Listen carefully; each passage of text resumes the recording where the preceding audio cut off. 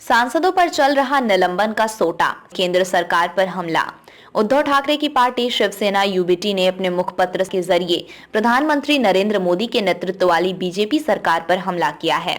संसद के शीतकालीन सत्र के दौरान बीते हफ्ते लोकसभा में हुए स्मोक कलर अटैक के बाद विपक्ष सरकार पर हमलावर है, तो वहीं सरकार भी विपक्ष के सामने झुकने को तैयार नहीं है। मामले को लेकर संसद के दोनों सदनों में जमकर हंगामा हुआ और विपक्ष के 141 सांसदों को निलंबित भी कर दिया गया। इस पूरे मुद्दे को लेकर शिवसेना के मुखपत्र में एक लेख छपा है, जिसमें केंद्र सरकार पर हमला किया गया। सामना में सवाल करते हुए लिखा गया, संसद का शीतकालीन सत्र सिर्फ विपक्षी दलों के सांसदों को निलंबित करने के लिए ही शुरू है क्या? लोकसभा और राज्यसभा इन दोनों सदनों में सरकार आए दिन विपक्षी सांसदों के खिलाफ निलंबन का सोटा चला रही है।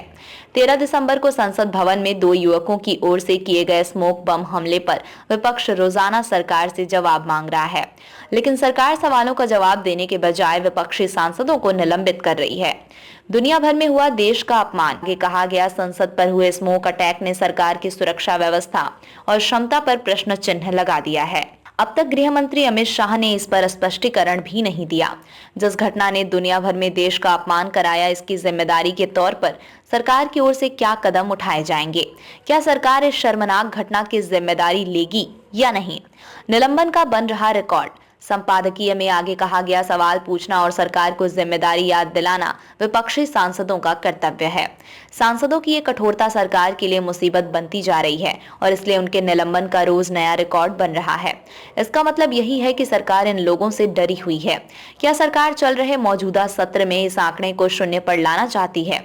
मोदी सरकार के अब तक के प्रदर्शन को देखते हुए ये भी मुमकिन है। 2024 में जनता देगी जवाब। अगले साल 2024 में होने वाले लोकसभा चुनाव का जिक्र करते हुए लिखा गया, विपक्षी सांसदों का एक मुश्त निलंबन मोदी सरकार के एक तरफा और तानाशाही शासन का चरम है।